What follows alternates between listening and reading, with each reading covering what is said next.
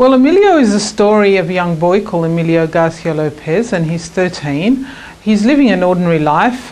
He lives with his mother, who's a travel agent, who owns a travel agency.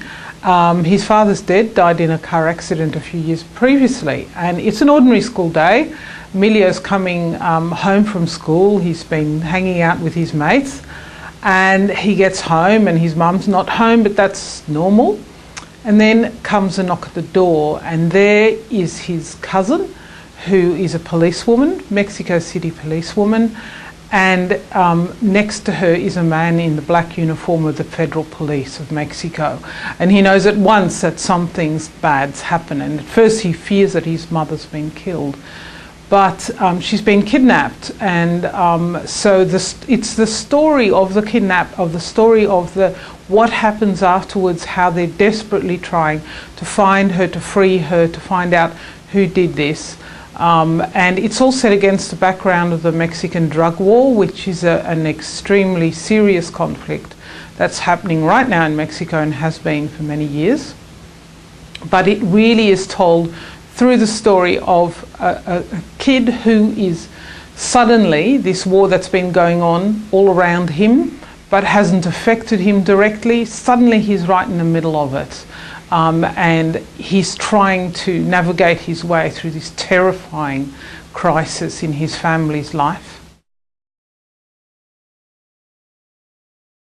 Well, my interest in Mexico started a long time ago when I was a child myself, and my father had brought me a book which is called Legends of Mexico, and I read a lot about the pre-Columbian history of Mexico with the great Aztec empires and Mayan empires, and also read about when Cortes first came to Mexico and so on. So I had that background already.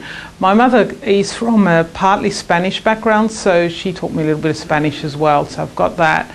But then my son, my biggest connection really came much later. My son, who's in his 20s, he went to Mexico. He's been to Mexico several times. He's got a lot of Mexican friends, and for several months at a time. And each time I was a bit worried because I knew what was going on in Mexico. And each time I was thinking, oh my God, I hope that he's going to be all right, that he's not going to get caught up in anything, because there's a lot of random violence. And so I used to Skype with him every week, and we would talk at length about what was happening and, what he was doing, but also what was happening in Mexico. And I got more and more interested in that. And I felt it was a kind of conflict that isn't much talked about. It's a very different style of war that's going on there.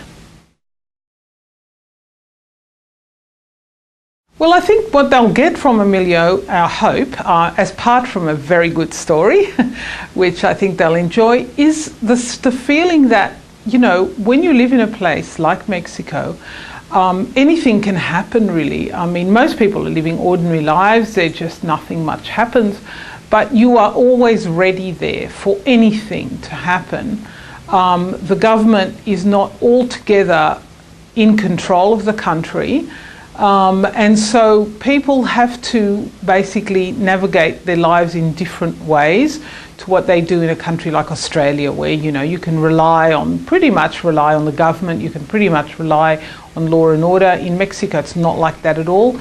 You don't know whether the police are actually genuinely doing their duty or whether they've been bought by the drug lords. You don't know if the knock on the door is going to be from someone who is going to kill you. You just don't know a lot of things. It's extremely insecure. And I know that with the other books in the Through My Eyes series, many of them have been about conflicts where you've got cultural elements, you've got religious elements, ethnic or political or ideological. Mexico's war is very different. There's none of those things are really involved at all. What it is what I would call a kind of social war. It's when criminals become very powerful and they can actually challenge the government directly, so they can go up directly against the army. A lot of these drug lords have actually their own private armies. They will rule entire towns. They control councils, they control police departments and so on. So they're actually directly challenging the elected government. And you can say there have been other places where this has happened. For instance, in Colombia, which is in South America, there was a very similar situation, which has since calmed down.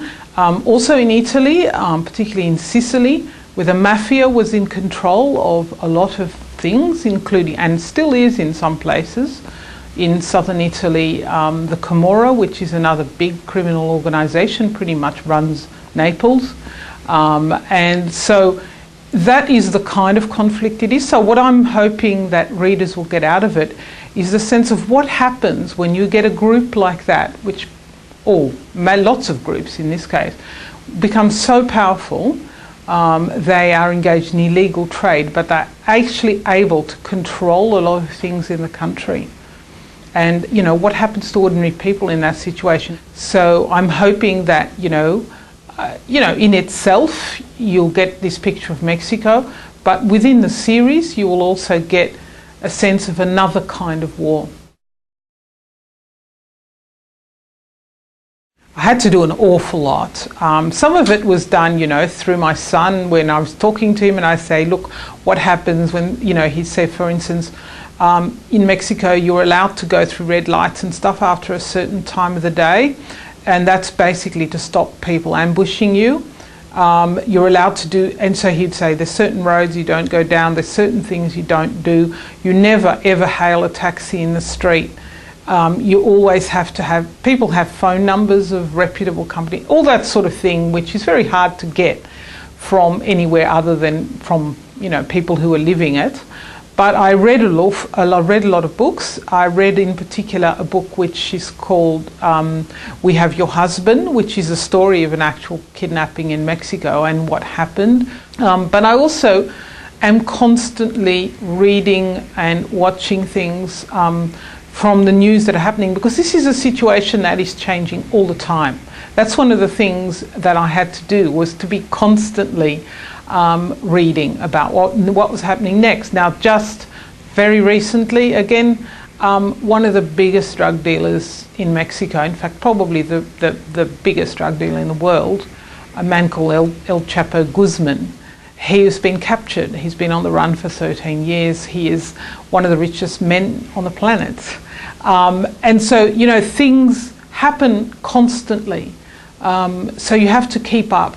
So it was a process not only of doing a lot of research before I wrote the book, but a lot of research while I was writing the book. Oh yes, there are some very difficult aspects. The violence is absolutely terrible. It's incredibly gruesome murders. The violence is just terrifying. And I found those things very difficult to write. But I also found it very difficult to write what it's like when you're actually just waiting. You're waiting for news of what's happening, and you just never know, because a lot of kidnappings actually end with a person's death. They get the money and they still kill the hostage, So it was a very suspenseful thing to write, but suspense in a very stressful way as well. So yes, those things, and yes, I said the violence, the cruelty is unbelievable. I don't think that I've seen anything as bad in many. War is always bad, and there's always really terrible things happening, but it's such calculated cruelty, a lot of it. And it's just intended to just terrify people, and it does, of course.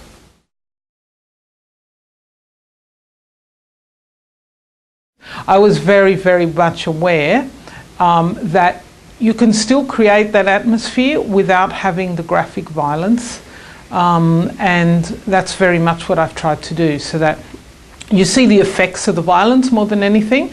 You see the effects of the cruelty, you see the effects of what's happened, but you don't actually see it happening right in front of you, because that would be too confronting. I couldn't write that kind of thing, because I know that it would give children nightmares, and also that it would be very hard for teachers to deal with. I think there are some things that you need to keep off stage, as it were.